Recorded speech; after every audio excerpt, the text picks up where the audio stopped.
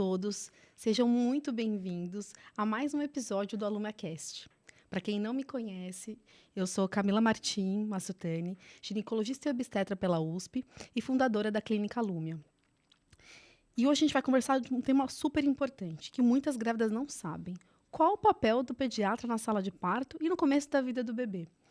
E para me ajudar nessa tarefa, eu chamei a doutora Vanessa Tirlone, que é pediatra e neonatologista, e a doutora Alice Manganin, que é ginecologista e obstetra, que também atua na Clínica Lumia, para conversar com a gente. Oi, tudo bem, pessoal? Eu sou Vanessa, sou pediatra formada pelo SUS aqui de São Paulo e minha especialização de neonatologia eu fiz no Hospital Israelita Albert Einstein. Eu sou a Alice, é um prazer enorme estar aqui com vocês. Estou muito feliz de estar com essa dupla maravilhosa, com quem eu tenho o prazer de trabalhar todos os dias na clínica. Eu sou formada em ginecologia e obstetrícia, formação inteira feita na Universidade de São Paulo, aqui mesmo em São Paulo. E ainda atuo no Hospital das Clínicas com gestação de alto risco. Então, para começar a nossa conversa, conta pra gente, Vanessa, qual o papel do pediatra na sala de parto? O pediatra, ele é importante em todo o nascimento, então essa é uma grande recomendação da Sociedade Brasileira de Pediatria, que em cada nascimento precisa ter um pediatra. E isso acontece porque quando o bebê nasce em boas condições, o nosso plano é sempre deixar ele em contato em pele a pele com a mãe e fazer a primeira hora de vida, que a gente chama de golden hour. Mas nos bebês que não nascem em boas condições, então aquele bebê que tem dificuldade para respirar ao nascimento ou que tem algum outro tipo de dificuldade ao nascimento, é nesse momento que o pediatra atua. Então, a gente vai prestar essa primeira assistência para fazer com que o bebê consiga evoluir de uma maneira favorável e a gente deixar ele ficar com a mãe durante o período da maternidade. A gente tem uma atuação muito grande na parte obstétrica e a gente escolhe a dedo as pessoas da equipe, porque a gente acredita muito nessa equipe coesa, que tem os mesmos objetivos, que tem um parto adequado e humanizado. E a gente gosta muito da ideia do pediatra, do nosso pediatra em sala de parto por conta disso, né? Alguém que tem um olhar também humanizado para o bebê, pensando que o nosso objetivo é beber no colo da mãe ao nascimento, né? Assim, eu falo que nascer não deve ser tão fácil assim, né? Então, se o bebê encontra a mãe ali, que é a zona de conforto dele, deve ser muito mais gostoso, né? A voz da mãe, os batimentos da mãe, né? Então, é algo que realmente a gente valoriza e prioriza. E o legal dessa história toda é que a paciente conheça o pediatra ainda, né, durante a gestação, porque a gente vai criando um vínculo, além da paciente conseguir ficar melhor informada de todos os processos que o bebê vai passar ao nascer, né? Então, acho que ela ganha essa informação de tudo que vai acontecer com o bebê, né? E a gente ganha essa afinidade, né, com o pediatra, que ao nascimento sabe que vai ter uma pessoa que ela confia, que ela gosta e que já conhece. Então, acho que isso faz muita diferença pra gente. Eu acho que quando a gente pensa na consulta de pré-natal pediátrica, que alguns anos atrás não era uma coisa que todo mundo fazia, ou que pouco se falava, hoje a gente sabe que é muito importante. Então, é um relacionamento que vai se estender por muito tempo, né? Então, o pediatra atua até os 18 anos. Então, se a família consegue ter o acesso ao pediatra antes, vai ter um monte de informação que os pais, principalmente os pais de primeira viagem, nem imaginam que um bebê vai precisar fazer na maternidade. Eu brinco que o bebê é uma pessoa cheia de compromissos. Então, na maternidade, tira a roupa, põe roupa e faz exame disso, exame daquilo. Então, a gente tem uma porção de coisas para fazer e que se os pais conseguem decidir tudo com antecedência e ter clareza daquilo que vai acontecer com o bebê, é um terreno que, mesmo que seja desconhecido, fica menos sofrido de passar, porque é um turbilhão de emoção, né? Então, o bebê nascendo, uma mãe nova, a mulher que vira mãe, o homem que vira pai. Então, isso muda muito. Então, quando a gente tem esse acesso na consulta de pré-natal, a gente consegue explicar muita coisa. Com certeza, e tornar esse processo mais leve tanto para o bebê, né, assim, de ter uma equipe humanizada e que se preocupa com o bem-estar do bebê, quanto para os pais também. E aí conta pra gente, Alice, sua experiência com isso. Eu acho que a atuação do pediatra é muito um continuar do que a gente faz ao longo do pré-natal, né? A gente está como obstetra ali sempre atento à saúde daquela mãe, mas também daquele bebê, é o 200%, a gente está sempre atento, né? E o pediatra é a pessoa que vai fazer a continuidade disso depois. Eu brinco que às vezes os pacientes trazem algumas dúvidas, eu falo, olha, eu posso até te ajudar, mas eu cuido do bebê dentro da barriga. Saiu da barriga, a gente já não sei tantos detalhes. Então, tem muita informação, tem muita coisa nova realmente. E ter alguém junto da gente da gente obstetra e da gente família também, né? Que a gente tá ali todo mundo junto. Para garantir essa segurança e garantir a saúde desse bebê é super importante. E eu vejo que faz muita diferença ter a pediatra junto do momento do trabalho de parto, né? Isso também traz muita segurança para aquela família. Então, só para a gente finalizar essa parte da sala de parto, Vanessa, conta pra gente. Quando o bebê nasce, então, se ele nasce bem, ele vai para o colo da mãe. E tem mais algum detalhe da sala de parto que você gostaria de falar para as famílias que estão escutando a gente hoje? Quando o bebê nasce, ele nasce bem, a gente vai fazer o contato pele a pele e o pediatra vai avaliar esse bebê ainda no colo da mãe. A gente vai avaliar a respiração, frequência cardíaca, fazer um exame físico, mas assim, sem tirar ele do colo da mãe, que esse é o mais importante. A gente quer que esse bebê fique na primeira hora de vida em contato pele a pele e que a gente consiga colocar ele para mamar. Então, caso o bebê não nasça bem, aí o pediatra, que tem que ser treinado num curso de reanimação neonatal, que é muito importante, aí o bebê vai ser levado e vai ter toda a assistência que ele precisa para evoluir de uma maneira muito boa. E tem uma dúvida que os pais sempre perguntam, qual a nota de nascimento, né? Assim, tirou 10, doutora? Essa notinha a gente chama de ápiga, que é uma homenagem à pessoa que inventou, né, essa classificação. E essa nota basicamente mostra pra gente como o bebê nasceu, então em que condições que ele nasceu e se ele precisou de ajuda, como foi essa ajuda que eu consegui prestar para ele. Então, por isso que a gente dá a notinha no primeiro minuto de vida e no 5º minuto de vida. A grande maioria dos bebês sempre tem uma nota de primeiro minuto acima de 7, mas a gente brinca que já quer tirar a nota 10 e 10, né? Mas o importante é que o bebê que nasce em boas condições, ele provavelmente vai ter uma nota sempre acima de 7 no primeiro minuto de vida. E o que define mais, assim, em relação ao prognóstico para o bebê, em relação a essa nota, qual das duas notas? Do primeiro ou do 5º minuto? Na verdade, o APGAR, ele não diz respeito a prognóstico neonatal. Ele só mostra como foi a assistência que foi prestada para esse bebê. Para prognóstico, a gente vai usar outras coisas. Se for um bebê que for para UTI, a gente vai usar outras escalas, outros scores para pensar em prognóstico. Mas essa é uma nota que diz assim, o bebê nasceu bem e ele evoluiu bem, ou se ele não nasceu bem, tudo que a gente fez por ele deu certo? Ele respondeu de forma positiva? Se respondeu, ele vai ter uma nota melhor do que aquela do primeiro minuto. Eu acho que são dúvidas que a gente vê com muita frequência, então esclarecer isso acho que é super importante. Os pais já vão preparados aí para saber o que a gente espera, então, na sala de parto. Eu queria aproveitar e fazer uma pergunta. Lógico. As pacientes perguntam bastante, eu acho que tem cada vez mais surgido isso no consultório ainda, antes da gente ir para a sala de parto mesmo. Mas com relação ao colírio que a gente usa durante ali o processo logo depois do nascimento, né? A gente sabe que tem uma lei que fala a respeito disso, e sempre vão perguntar lá na sala de parto, e aí, pinga o colírio, né, para pingar o colírio? Como que você acha que a gente orienta isso?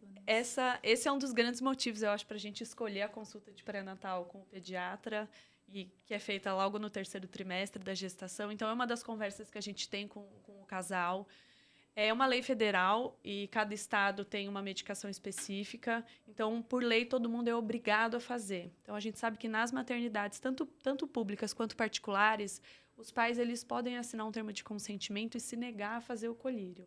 Então, como segurança, tanto para os pais, quanto para o bebê, quanto acho que para a equipe, se a mãe tem os exames, né, tanto a cultura de gonococo e clamídia negativos, a gente opta por não fazer. Por quê? O colírio, ele é um colírio de nitrato de prata. Então, o nome já diz, né? Ele é químico. Então, ele causa uma conjuntivite química. Isso pode fazer o olho ficar vermelho, cheio de secreção. E aí, a gente não quer fazer isso com um bebê que acabou de nascer. Então, sempre que a mãe tiver do pré-natal esses exames, a gente opta por não fazer o colírio, porque é muito invasivo. A gente sabe que a realidade nem sempre é que todo mundo consegue fazer, então, por segurança, na maioria dos lugares, é obrigatório fazer por conta dessa lei. Então, isso é uma coisa para alinhar, acho que individualmente com o seu pediatra, né? E eu acho que o mais importante é realmente não ter nenhuma dúvida. Né? Se tiver dúvida, eu acho que de fato é melhor fazer, porque o objetivo do colírio é evitar uma conjuntivite também, né, para o bebê, né? Na verdade, o objetivo do colírio é evitar a cegueira neonatal que é causada por essas infecções do trato vaginal materno. Então, eu opto por fazer, porque em grande escala eu penso, é melhor eu ter, na pior das hipóteses, um bebê com secreção no olho do que um bebê que pode evoluir com cegueira. Sim. Com certeza. Ótimo, então, mas quem puder fazer esse Exatamente. rastreamento pode ser benéfico, de repente, a gente evitar, então, o colírio, né? Acho que é uma coisa que Uma dúvida bastante frequente. muito né? frequente. E outras intervenções feitas ainda ao nascimento? A gente sabe que hoje as intervenções, elas não devem ser feitas, né? Então, quando a gente faz o treinamento para a reanimação neonatal, para um bebê que nasce em boas condições, eu não devo aspirar esse bebê, que é colocar aquela sondinha tanto no nariz quanto na boca. Eu não devo tirar ele do colo, eu não devo fazer nenhuma intervenção, inclusive o clampeamento do cordão, ele deve ser tardio. Então, a gente deve aguardar 1 a 3 minutos para aquele bebê que nasceu bem. Então, o bebê que nasceu chorando, está respirando bem, esse bebê, independente do tipo de parto, né? A gente sabe que a gente pode fazer o contato pele a pele e o clampeamento vai ser tardio, porque isso é muito benéfico para o bebê lá por volta dos 6 meses, que é quando todas as crianças têm uma anemia que a gente chama de fisiológica, que é natural. Então, quando eu deixo esse cordão ser clampeado depois de 1 minuto, eu melhoro a gravidade dessa anemia que todo bebê vai ter. Então, ela fica menos intensa, a gente vai dizer assim. Eu acho que a gente vive um momento da medicina em que a gente está percebendo que menos intervenções, às vezes, Menos pode é mais. fazer bem, né? Eu acho que é sempre o mínimo necessário. Não é não intervir, mas é reconhecer, de fato, aquele momento em que a gente precisa intervir. Então, não é que a gente não vai nunca fazer aspiração ou sempre vai clampear tardio, mas é escolher os momentos em que eu, de fato, vou precisar fazer essa intervenção, né? Como é Exatamente. importante ter alguém com esse olhar e não ter muita pressa, sem afobação para tomar essa decisão, né? Eu acho que a conduta individualizada, eu acho que é o que resume tudo isso, né? certeza. Porque, assim, eu acho que não é tudo que é para todo mundo, né? E acho que entender isso na medicina é muito sábio. Porque a gente vai conseguir escolher para cada casal, para cada família, o que funciona para um e o que não funciona para outro. Porque, às vezes, também não fazer uma intervenção pode significar uma evolução desfavorável.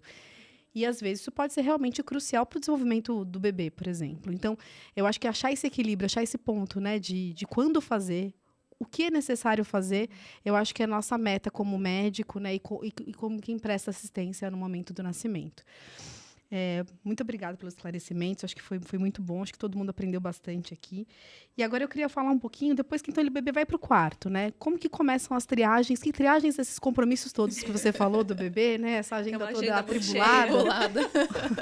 O que a gente... Então, a gente tem algumas triagens. A primeira delas que eu vou explicar para vocês é o teste do olhinho, que a gente chama medicamente de reflexo vermelho. Basicamente, o que eu quero fazer é aquela nossa foto de criança, olho do coelho. Então, eu jogo uma luz no olho do bebê e o olho dele vai ficar vermelhinho. Então, é bem de fato aquela nossa foto de criança. Quando o olho está vermelho, isso é normal, tá? Se tiver alguma alteração, ainda na maternidade, a gente vai pedir uma avaliação do oftalmologista, que aí vai pingar colírio, vai dilatar o olho, para a gente ver se tem alguma alteração na retina. Então, esse teste a gente faz como uma triagem para excluir catarata congênita, glaucoma congênito, retinoblastoma, que são doenças potencialmente graves para a visão, né? E a gente quem faz é o pediatra, geralmente no primeiro dia da visita lá na maternidade. Depois disso, a gente tem o teste do olhinho, o teste da orelhinha, que é um teste feito pela equipe da fonoaudiologia. Elas colocam uma sonda que é como se fosse um fone de ouvido no ouvido dos bebês, dos dois lados. E aí a gente emite um som e essa sonda capta o som de volta. E aí a gente vai ter certeza se o bebê tem a audição normal, preservada. Uhum. Eu posso fazer um comentário? Claro. Né? Às vezes a gente vê que alguns bebês podem ter essa alteração, né, nesse teste da audição. Eu acho que é um teste que eu vejo com mais frequência, não sei se é uma impressão minha, que acompanho de perto os bebês na maternidade junto com as mães. E, de repente, ele vem alterado. Pode ser algo transitório ali, né? Então, acho que é uma coisa legal de falar para as pessoas. Quando os bebês nascem, basicamente dentro da barriga eles estão num grande ofurô, né? É uma piscinona, então tem líquido dentro do conduto auditivo. Uhum. Então, às vezes, no primeiro dia de vida, quando a fonoaudióloga faz o teste, ele tem uma leitura baixa ou dá um erro, uma falha mesmo. E aí, repete isso no segundo dia de vida, para reavaliar, e muitas vezes no segundo dia de vida, que já saiu o líquido, já saiu o vernix, que é aquela camadinha branca que os bebês têm na pele de proteção, aí o bebê consegue passar no teste. Se por acaso o bebê não passa no teste, aí é o protocolo, né? É a opção de cada maternidade, mas a gente pode ou pedir para esse bebê voltar com 10, 15 dias de vida na maternidade para refazer esse teste, ou senão a gente pode fazer o teste mais avançado, que é um teste que a gente, além da sondinha no ouvido, coloca 3 eletrodos e faz um estímulo também neurológico para avaliar a audição. É isso. Muito bom. Depois disso, a gente tem o teste do coraçãozinho, que é um teste feito pela equipe da enfermagem, que eu vou aguardar pelo menos a partir de 24 horas de vida para fazer. E aí eu vou medir a oximetria, que é a quantidade de oxigênio que está circulando no sangue, para ver se está tudo bem. Então, a gente coloca um oxímetro primeiro na mão direita e depois em uma das pernas. E, geralmente, a gente faz isso lá nos primeiros 24, 48 horas. Tem que ser antes do bebê ir de alta da maternidade. Se esse teste não der certo, e aí pode ser porque ou a leitura está difícil, ou porque o valor deu alterado, aí a gente vai pedir um novo exame depois de 1 hora dessa falha. Depois, se nada der certo, a gente faz um ultrassom do coração do bebê, que é o ecocardiograma. Acho que é só importante falar para os pais que estão escutando, né? Porque começa a falar assim, nossa, meu bebê está passando por tanta coisa, né? Que são coisas geralmente não invasivas, né?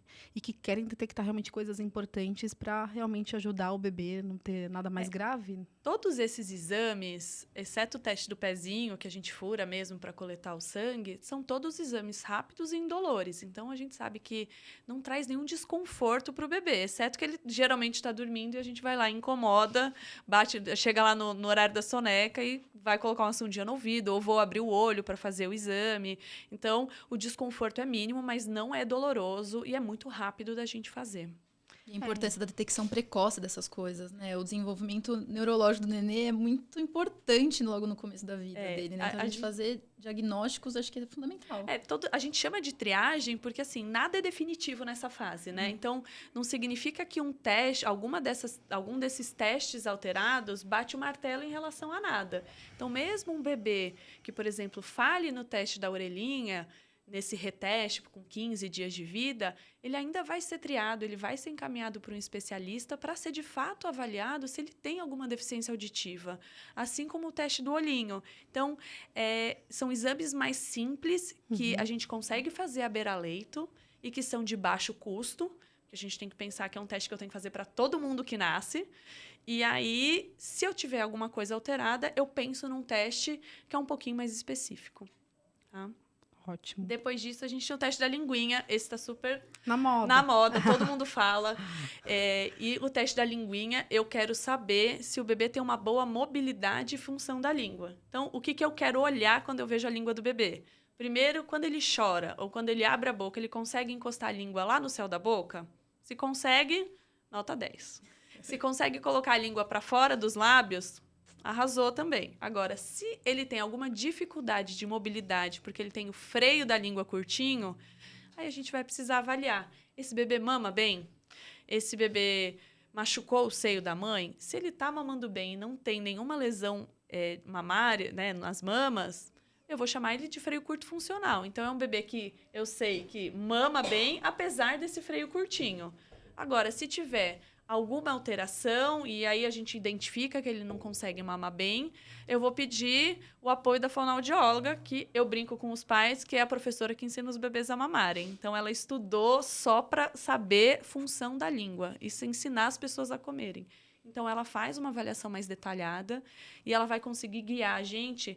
Vai precisar fazer a frenotomia, que é aquele cortinho da língua, ou não? Posso observar, a gente consegue fazer ajustes e a mamada melhora. Então, na presença de um freio curto funcional, que é aquele que eu não precisei fazer o corte na maternidade, eu vou reavaliar esse bebê junto com a fonoaudióloga com 30 dias de vida, e aí a gente decide, precisa da frenotomia, não precisa, e a gente consegue fazer isso no próprio consultório, ou com o dentista que faz esse corte a laser, que corta, mas já para de sangrar na hora, e também é uma coisa super rápida de fazer.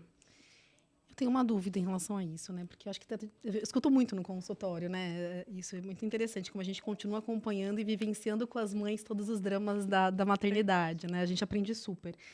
E eu queria saber o impacto disso, assim, a médio prazo, porque assim, a curto prazo a gente entendeu que talvez seja em relação à mamada. E depois, qual a nossa preocupação? Se o bebê tem um freio curto que ele, de fato, atrapalha a mamada, Eu preciso resolver isso, porque senão é um bebê que não vai ganhar peso, que vai machucar muito a mama da mãe. Isso, eu quero que a amamentação, apesar da maternidade, você sabe muito bem que tem 2 crianças lindas, é difícil, mas tem que ser prazeroso. Se só for uma coisa que te traz incômodo e dor, não vai funcionar para ninguém, né? Então, agora, se é um freio curto que é funcional, eu tenho que ver mais para frente se não vai atrapalhar a mobilidade da língua para comer, para aprender a falar. Então, são questões que a gente precisa estar muito atento. Ótimo. E, depois disso, a gente tem o famoso e muito conhecido teste do pezinho. Então, o teste do pezinho, esse é um teste que é coletado através de gotas de sangue. Geralmente, a gente faz isso furando o calcanhar do bebê, então, por isso que traz um certo incômodo, tá bom? Mas eu tenho vários tipos de teste. E aí, cada maternidade, né, quando a gente pensa no âmbito particular, vai ter um nome diferente, mas eu sei que eu posso triar do teste básico mais ou menos 10 doenças e do teste mais expandido, mais completo de todos, eu trio por volta de 58 doenças. Eu trio também imunodeficiências congênitas, doenças de alterações celulares e posso triar também amniotrofia espinhal. Tá? Existe um plano no SUS, que foi uma lei assinada em 2021, que em fases o SUS vai conseguir oferecer para todas as crianças em território nacional o teste mais completo, que inclui todas as doenças, inclusive o teste para amniotrofia espinhal. Então, esse é um desejo de todo mundo, porque quanto mais triagem eu conseguir fazer, mais segurança eu tenho de que essas crianças não vão ter doenças graves. Então, o teste do pezinho, ele faz triagens, funciona como as outras triagens. Então, se eu tiver alguma parte desse exame alterada, eu vou investigar mais a fundo aquela doença com outro exame mais específico. Então, é muito importante falar... Então, não é um teste definitivo. Exatamente. Né? É muito importante falar que o teste do pezinho, ele não é um teste definitivo. Ele não bate o martelo que a criança tem a doença ou não. Ele vai me dar uma pista e aí eu vou investigar mais a fundo essa possível alteração. E eu acho que o teste do pezinho é uma coisa que a gente conversa muito na consulta de pré-natal, porque a gente tem tantas possibilidades que chega lá na hora que depois que o bebê nasce no 2º dia de vida, chega um folder na maternidade e fala, o senhor pode escolher. Daí o pai fala, mas eu escolho o quê? É quase um fast food, né? Menu, você escolhe número 1, número 2, número 3, você fala, meu Deus, o que eu escolho? Que eu vou, né? E, para não deixar de falar, um teste super importante, que é o teste da displasia congênita do quadril. Esse teste faz parte do exame físico do pediatra e eu basicamente quero buscar no exame do bebê se ele tem alguma alteração na formação dos ossos e do ligamento do quadril. Então, como funciona, né? Em adulto e criança, a gente tem a bacia e a cabeça do fêmur que encaixa e eu faço um movimento de rotação nas pernas do bebê, uma de cada vez.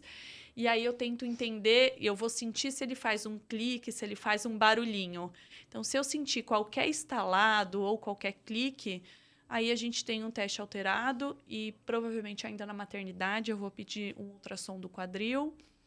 Eu sei que para os bebês de risco, que são aqueles bebês que ficaram sentados a gestação inteira, que são os bebês pélvicos, quem já teve história de displasia do quadril na família, bebês muito gordinhos ou bebês que a mãe tinha pouco líquido intraútero, porque era um bebê que estava lá, mas não tinha muito espaço para se mover. Espremidinho ali, né? Isso, ficou ali meio apertadinho. Então, nesses casos, são bebês que se o exame estiver normal, eu vou fazer esse ultrassom mais para frente. Então, entre 4 e 6 semanas de vida, porque é um bebê que está um pouco mais maduro e aí eu consigo ter uma visão melhor do ultrassom.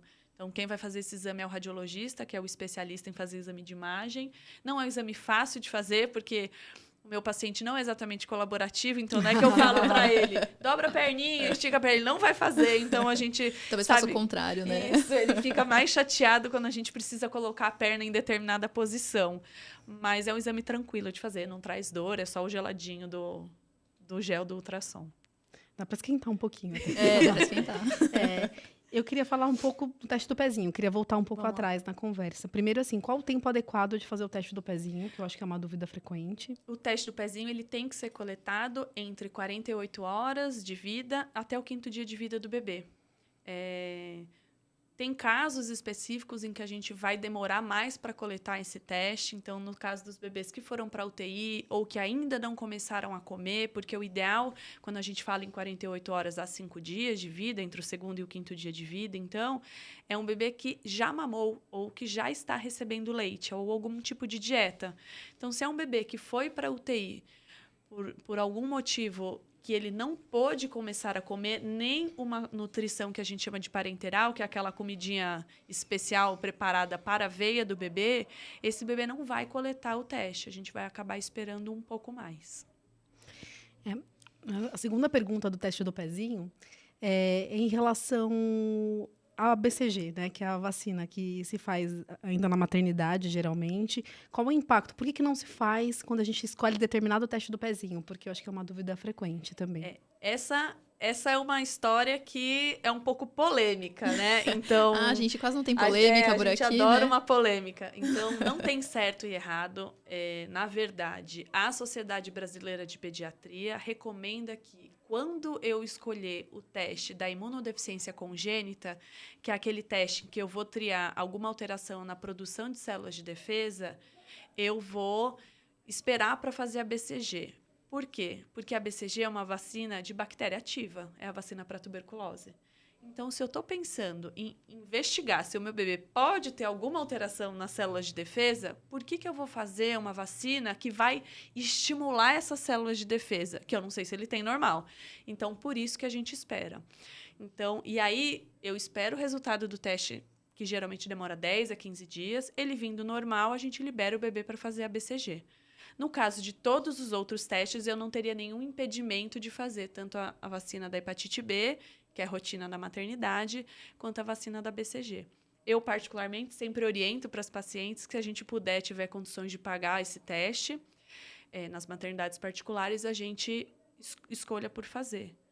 E aí a gente espera para fazer a BCG depois ambulatorialmente. A gente pode fazer no laboratório, tem as clínicas que fazem em casa. Eu acho que é bem interessante isso, porque assim, a gente vê um monte de nome estranho no teste do pezinho, daí fica aquela dúvida cruel que você bem falou, né? Qual fast food, qual que é o número do meu lanche aqui que eu escolho? E essa novidade que você trouxe, né, que talvez a gente tenha essa ampliação para todo mundo dos testes mais completos, eu acho que é fantástica. E eu já vivenciei no consultório, nessa história de doenças raras, uma paciente que foi triada com o diagnóstico de uma doença rara e que teve impacto, sim, da gente ter feito esse diagnóstico, que a criança está maravilhosa, evoluindo super bem, mas que a gente não tivesse feito, talvez ela tivesse algum comprometimento neurológico, né?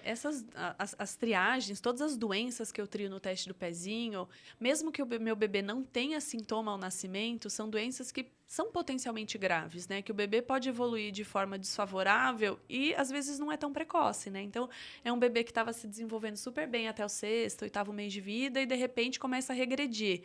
E aí a gente começa a caçar o que está acontecendo com esse bebê. Então, se eu tiver a oportunidade de excluir uma porção de doenças que podem fazer essas alterações, é tão mais tranquilo, eu acho, que para os pais, porque às vezes o pai fala, não, imagina, nem precisa desse teste. E aí depois, mais para frente, acontece alguma coisa, isso traz uma sensação que a gente não quer para ninguém, né? Então, eu sempre falo que na possibilidade, porque são testes que os convênios não cobrem na sua maioria das vezes, então os pais precisam arcar com esse custo quando a gente pensa na saúde particular. Se os pais tiverem condição, a gente sempre vai tentar coletar. E a gente pensa assim, poxa, e no SUS, como é que funciona? No SUS, em São Paulo, aqui no município de São Paulo, todos os bebês que nascem fazem o teste quase mais completo. Eles triam, inclusive, as imunodeficiências. A gente só ainda não tem no município de São Paulo o teste para amniotrofia espinhal e o teste para alterações das doenças celulares.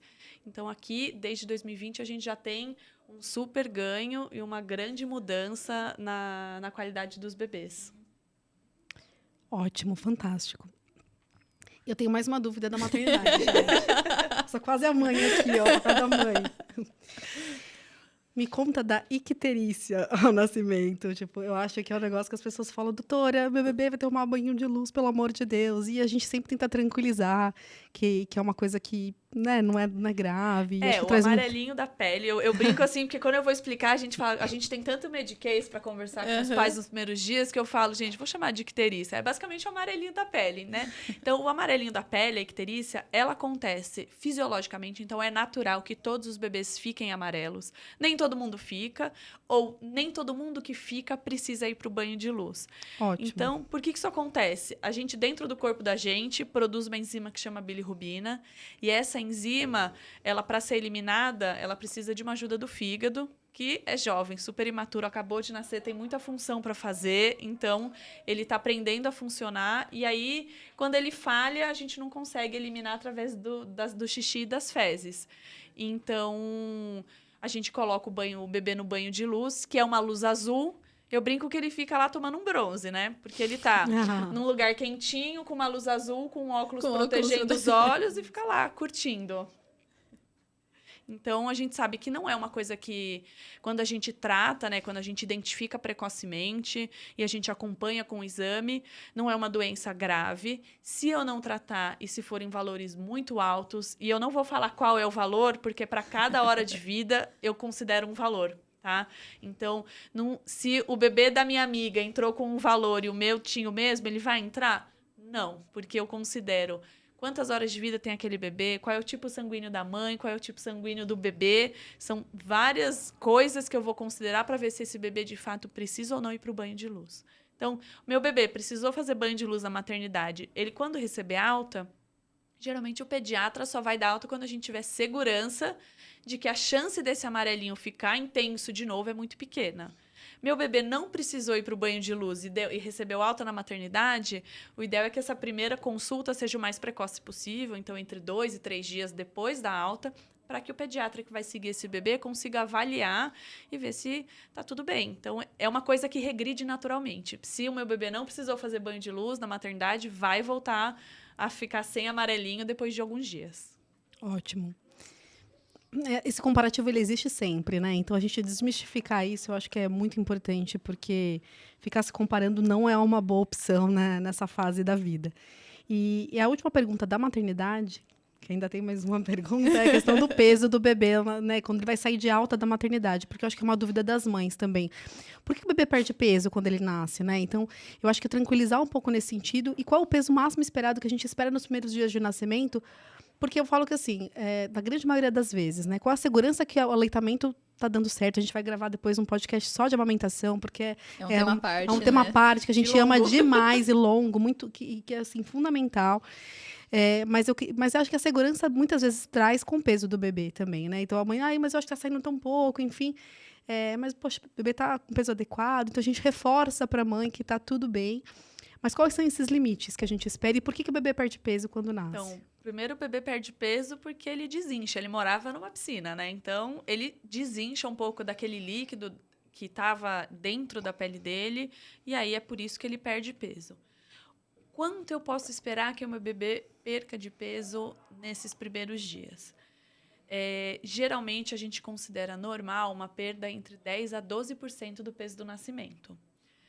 Aí você fala, poxa, mas meu bebê perdeu 10% e o pediatra não quis dar alta. Daí você fala, tudo bem. Ah, mas a minha amiga, o bebê perdeu 12% e aí o pediatra deu alta. Então, isso é muito particular, isso depende de um acompanhamento muito de perto do pediatra. Então, eu já tive bebês, né? A gente já teve casos em que o bebê perdeu 9% e aí a gente viu que a mamada não estava boa, acabou ficando mais um dia. Ou bebês que perderam quase 11% do peso, que você fala, não, volta lá no consultório, a gente vai rever daqui 2 dias. Então, um bebê que perde mais peso é um retorno que eu vou fazer muito mais precoce. Por quê? Eu sei que esse bebê está começando a ter uma grande oferta de leite entre o 3º e o 5º dia do pós-parto. Então, a mãe começa a entrar na pojadura, que a gente chama, que é aquela descida do leite, quando o peito fica cheio, que fica até inchado, entre o 3º e o 5º dia do nascimento do bebê. Então, às vezes, a mãe fala, você passa lá no primeiro dia, a mãe fala, ai, mas só tá saindo essa aguinha. Aí você fala, eu sempre falo, só não, isso aqui vale ouro, o colostro é muito importante. Então, é por isso que a gente sabe que todo bebê vai perder peso e a gente não se abala muito no começo. A gente vai, se o bebê acha que perde muito peso, a gente vai repesando ainda na maternidade e fazendo as orientações para melhorar a mamada e tudo mais. Então, acho que isso é bem importante. Aí eu vou também falar o nosso trabalho um pouco, porque eu não resisto, né? E eu acho que a importância da gente ter um pediatra colado com a gente, né? Porque, assim, se a paciente, de repente, não tem essa possibilidade de um retorno precoce no consultório, que pode ser a realidade de uma grande parte das pessoas, às vezes pode determinar um atraso na alta da paciente ou, eventualmente, a introdução de um complemento pela falta de possibilidade de acompanhamento mais de perto, né? E a gente gosta muito desse acompanhamento, assim, realmente bem frequente, porque a gente sabe que isso pode ajudar a manter um aleitamento materno exclusivo, quando possível, né? Porque a gente vai estar rigorosamente olhando se o bebê tem condições para isso, né? E quando esse bebê não tem condições, aí a gente também realmente aí tem que introduzir, de fato, o complemento e tudo mais. Eu brinco que eu conheço os dois lados da moeda, né? Eu sou o pediatra que dá alta para casa quando estou de plantão no hospital e sou a pediatra que está no consultório vendo esse bebê. Então, muitas vezes, quando eu sei que essa família tem um pediatra e que eu consigo ter, de repente, acesso a essa pessoa, e eu sei que a mamada está indo bem, que a mãe tem segurança na amamentação, que já teve a descida do leite, mesmo que a perda de peso seja um pouquinho maior, eu falo, não, consegue marcar consulta para daqui 2 dias com o seu pediatra? E a mãe fala, nossa, super, a consulta já está marcada. Aí eu consigo dar alta com o coração em paz. Agora, se eu converso com a mãe, ela fala, ai, nossa, eu nem escolhi um pediatra.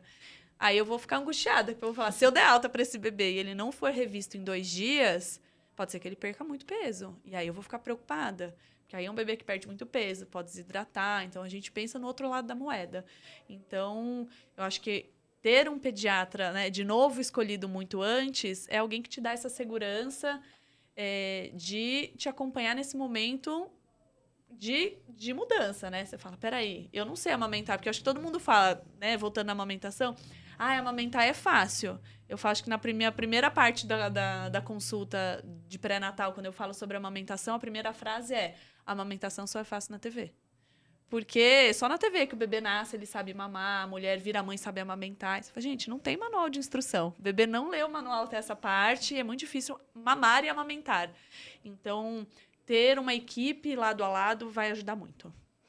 E outros sinais que a gente tem que observar no caso do bebê, assim, pra gente saber que ele tá bem, né, assim. Além da questão do controle do peso, que a gente já falou de forma precoce, tem alguns sinais em casa que a mãe também consegue observar e são sinais de alerta caso o bebê não esteja amamentando da forma adequada. É um bebê que eu espero que faça pelo menos 4 a 6 fraldas de xixi por dia. Então, o bebê que mama consegue fazer xixi. Outra coisa é que eu sei que é um bebê que consegue fazer sonecas longas. Então, sonecas de 3, 4 horas entre uma mamada e outra.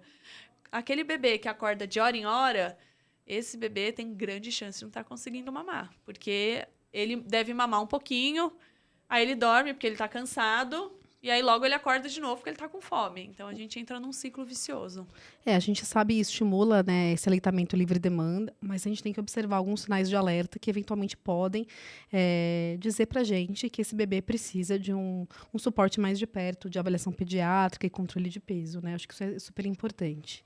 Quando a gente fala em livre demanda, a gente tem que saber que não é 24 horas pendurado no peito, no né? peito. Porque senão você vai falar, gente, ninguém Não dá, né? aguenta. Não tem Ninguém, acho que mulher nenhuma ia aguentar se o bebê ficasse 24 horas no peito. Então, obviamente, o bebê, ele tem necessidade de colo, ele tem necessidade de sugar, porque sugar era o esporte dele intraútero. O que ele fazia lá? Além de dar cambalhotas dentro do líquido, lá no útero, ele também sugava a mão, o pé, às vezes o braço. Muitas vezes o bebê nasce com bolinha, que a gente chama de bolinha de sucção. É como se fosse uma bolha de sapato mesmo, só que de tanto que ele sugou, às vezes o braço, o dedinho.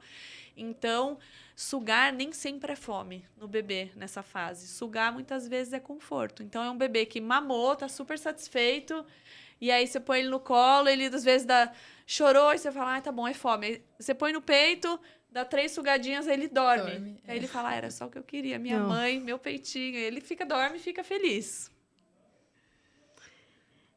E Ali, você quer fazer mais algum comentário dessa fase, antes da gente ir para a próxima? Não, acho que sigo nessa ideia de que a gente se complementa muito, se ajuda muito, né? Eu acho que essa questão da amamentação não é porque é uma coisa fisiológica, uma coisa orgânica, que necessariamente é fácil, né? Na verdade, tem muitos desafios ter uma equipe de novo. A gente trabalha muito dessa forma, então não tem como a gente não falar disso, né? Como ter uma equipe alinhada, uma equipe que se ajuda, que se apoia, que compartilha da sua visão, inclusive, daquele casal que a gente está acompanhando, como isso faz diferença, né? E acho que também desmistificar um pouco, eu sei que a gente vai falar de amamentação mas em algum outro momento, porque tem muita coisa desse tema para falar. Muito. Mas entender que a gente, apesar de estar falando de aleitamento materno e da importância disso, isso não quer dizer que a gente é zero intervenção, né? É intervir quando for necessário. Entender que, às vezes, a colocação de uma fórmula pode ser uma ponte para a gente retornar para um aleitamento. Esse ciclo vicioso é muito importante de quebrar. Uma paciente que está tendo que amamentar o bebê de hora em hora, que não consegue dormir, que não consegue descansar, não produz leite. E isso pode virar um grande problema. Se a gente consegue intervir antes, é excelente, né? Eu acho que é muito interessante esse pós-parto na vivência como família, né? Porque eu que acompanho o pré-natal, a gente vai alinhando muito sobre o parto, né? A gente já falou um pouco de parto, vai falar muito mais sobre parto aqui ainda, porque eu acho que eu brinco que é a cereja do bolo, aquele momento do encontro, todo mundo está esperando. Mas a gente já começa um preparo realmente desse pós-parto durante o pré-natal. E a gente começa com a questão do pediatra ajudando a gente a pontuar, né, todo esse processo que a família vai vivenciar depois com o bebê. E também pensando na dinâmica familiar, né, de como as coisas vão funcionar, qual vai ser sua rede de apoio, como tornar esse processo mais leve.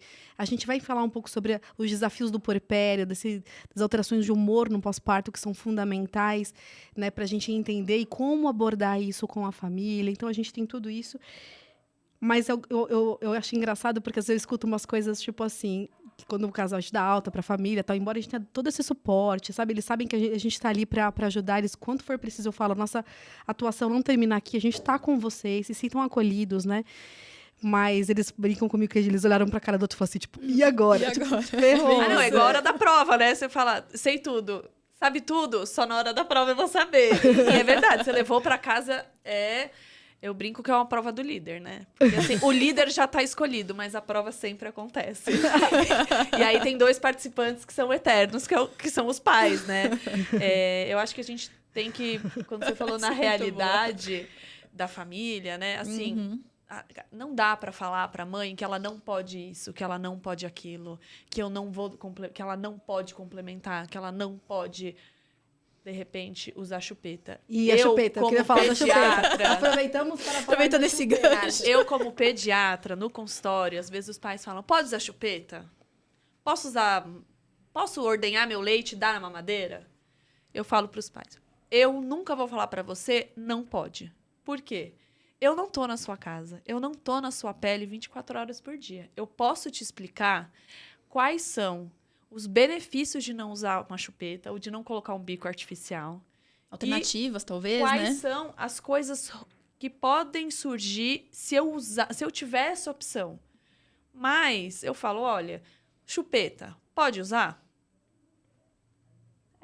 É seu filho, é sua casa. Não sei, se de repente o bebê tá chorando muito, você fala, não é fome, e eu preciso de um segundo de paz, sou eu que vou falar, não pode? Eu não posso falar isso para uma mãe que tá lá naquele turbilhão de hormônios e, às vezes, é uma mãe que não tem, por exemplo, uma rede de apoio.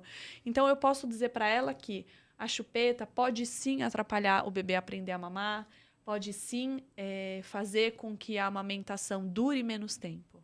Mas se, em posse de todas essas informações, ela achar que a melhor alternativa para ela naquele momento é, de repente, dar uma chupeta ou usar um outro bico artificial, eu, no meu papel de pediatra, eu tenho que acolher essa família. Com certeza. Eu tenho que falar que tá tudo bem.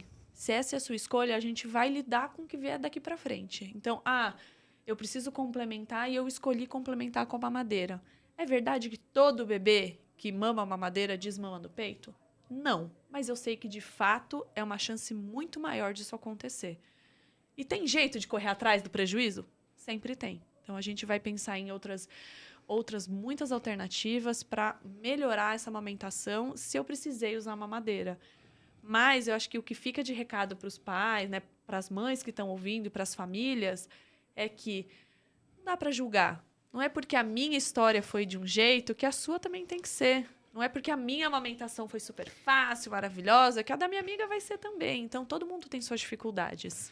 Eu sempre falo para as famílias que a gente coloca assim, as cartas na mesa, né, e a gente vai colocando para cada um que funciona mais, sem julgamento e acolhendo, né? Porque assim, eu acho que a gente tem que compartilhar informação do que a gente acha mais adequado, do que a gente acha que é a conduta que a gente gostaria, né?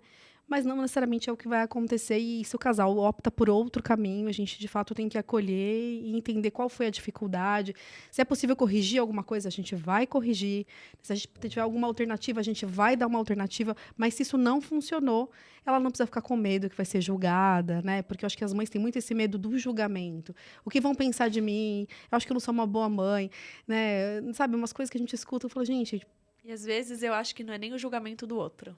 É o seu é próprio né? julgamento. Com certeza. Com certeza. Então, eu acho... Mas eu acho que é isso. A informação, ela é importante porque muitas vezes as pessoas não sabem. Às vezes dá uma chupeta. Outro dia eu escutei, né, falando assim, mas eu fiquei forçando, eu tentei oferecer a chupeta de todas as formas, o bebê não quer. Sorte e assim, dele. sorte do bebê, né? Assim, por que isso? Porque às vezes a família também não tem essa informação toda, às vezes a rede de apoio não tem essa informação e fica falando, não, mas usa. Só um pouquinho, é só um pouquinho. ajuda, é só só pra você ajuda, dormir. exatamente, né? Então, assim, mas se o bebê não quer, se não está precisando, não vamos forçar isso também, né? Então, eu acho que trazer essa informação para o casal conseguir conduzir isso da melhor forma, para a família conseguir conduzir isso da melhor forma, ótimo, né?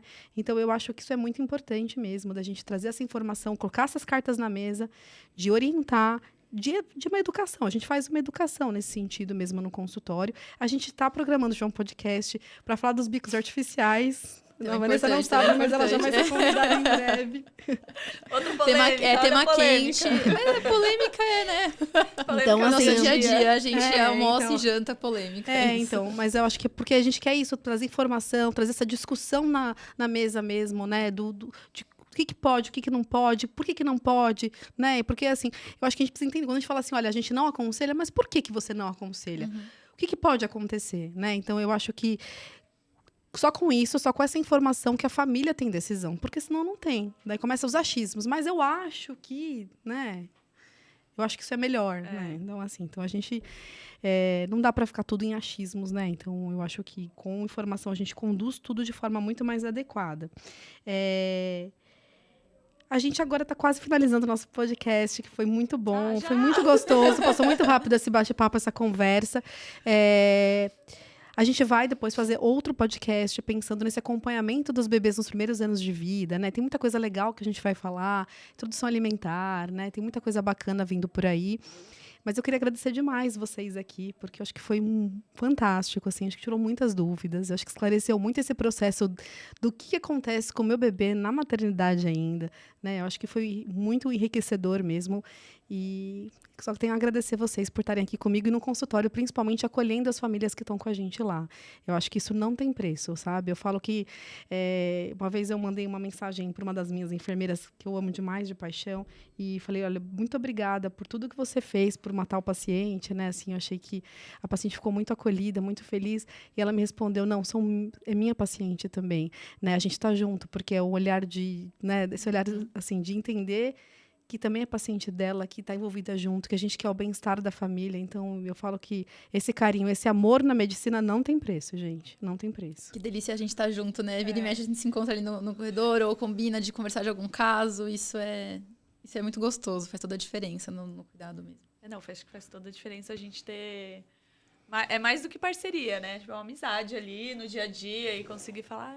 eu não sei o que fazer, me ajuda. E aí uma pede ajuda para outra. Eu acho que é assim que a gente consegue cuidar bem do meu paciente, do nosso paciente. Porque é isso, o bebê, uma vez que ele nasce, ele fica mais comigo. Mas assim, vocês viram ele dentro da barriga, tem pão, né? A gente tem o nosso apeguinho também, é Sempre. bom poder encontrar ali depois, né? Muito bom. Gente, então agora eu queria pedir para vocês que se tiver alguma dúvida, algum comentário, para deixar para a gente, né, os comentários ali, sugestões de temas são sempre bem-vindos também, né? A gente sempre está em busca de temas que as pessoas têm dúvida, que geram realmente polêmica, porque eu acho que isso ajuda as pessoas a terem informação mesmo e conduzir tudo de uma forma adequada, na saúde mesmo. E comece a seguir a gente, né, nas principais mídias sociais. Então, a gente está no YouTube, a gente está no Spotify, a gente está agora no TikTok, a gente está em todas as redes sociais para exatamente conseguir levar essa informação, né? Então, eu acho que quando a gente compartilha e quando a gente curte, a gente incentiva também que essa informação se alastre, né? E que as pessoas tenham esse acesso. Porque há uma lacuna muito grande de informação adequada, de conteúdos de qualidade, e por isso a gente está aqui se esforçando para trazer isso para vocês. Um grande beijo e muito obrigada por estarem aqui com a gente hoje.